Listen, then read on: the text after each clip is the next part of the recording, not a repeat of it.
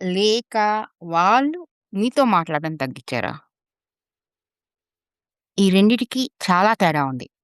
ఎందుకంటే పిల్లలు మాట్లాడటం మానేయరు. వాళ్ళు ఎవరితో మనసు విప్పాలో మాత్రం నిర్ణయించుకుంటారు.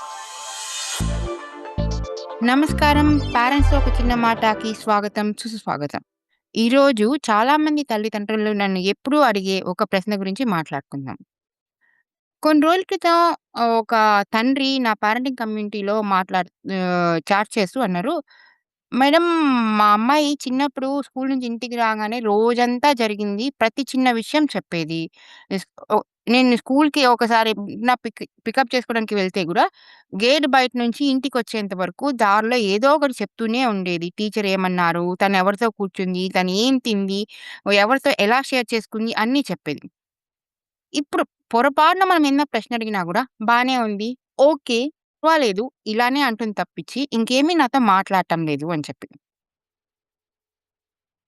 పిల్లలు పెద్దవాళ్ళవుతున్న కొద్దీ నిజంగానే మాట్లాడటం మానేస్తారా?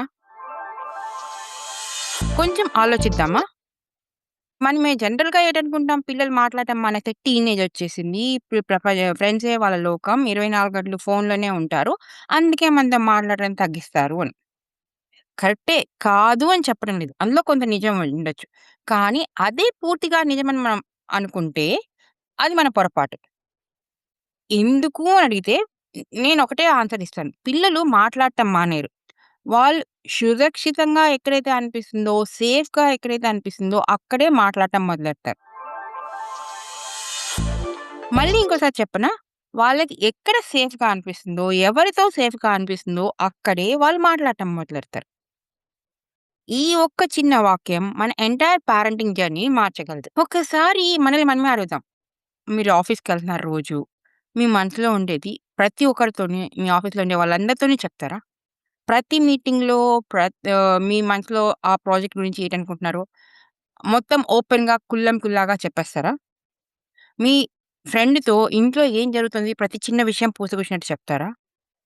మీ రిలేటివ్‌తో మీ ఇంట్లో జరిగే విషయాలు, మీ ఆర్థిక వ్యవహారాలు, మీ ఫ్యామిలీ వ్యవహారాలు అన్నీ చెప్పేస్తారా? లేదు కదా! ఎందుకు అని మిమ్మల్ని మీరెప్పుడైనా ప్రశ్నించుకున్నారా? ఎందుకంటే కొన్ని కొన్ని విషయాలకి కొంతమందే కే మనం షేర్ చేయగలం. మనకి నిజంగా సమస్యొచ్చినప్పుడు, లేదా నిజంగా మనం ఏదైనా ప్రాబ్లమ్‌లో ఉన్నప్పుడు, లేదా నిజంగా మన మనసు బాధపడుతున్నప్పుడు, మనం ఎవరి దగ్గర మాట్లాడతాం? మన మాటలు ఎవరు నిజంగా వింటారో, ఎవరు మధ్యలో ఆపరో, ఎవరు తీర్పు చెప్పరో వాళ్ళ దగ్గరే మనం ఓపెన్ అవుతాం. మిగతా వాళ్ళతోని పైన పైన హాయ్, హలో చెప్తాము, మాట్లాడతాము, పాలిటిక్స్ మాట్లాడతాము, లేదు ఇంకోటి మాట్లాడతాము, సినిమాల గురించి మాట్లాడతాము, స్పోర్ట్స్ గురించి మాట్లాడతాం. కానీ మన మనసులో ఏం జరుగుతోంది, మన ఇంట్లో ఏం జరుగుతోంది, మన జీవితంలో ఏం జరుగుతోంది అన్నీ అందరితో పంచుకోం. కదా! మన పిల్లలు కూడా ఎగ్జాక్ట్‌గా ఇప్పుడు అదే చేస్తున్నారు. ఎందుకంటే వాళ్ళు అడల్ట్‌హుడ్‌కి జస్ట్ ఒక 2, 3 స్టెప్స్ దూరంలో ఉన్నారు. టీనేజ్‌కొచ్చేటప్పటికి. అవునా? చాలా సార్లు పిల్లలు మన దగ్గరికి ఏదో చెప్పడానికొస్తారు. మనమేమో పూర్తిగా వినం. వెంటనే సలహా ఇస్తాం, లేదంటే పరిష్కారం ఇస్తాం, సొల్యూషన్ ఇస్తాం. లేదంటే ఆ తర్వాత ఏమైంది? ఎందుకిలా జరిగింది? ఏమైంది?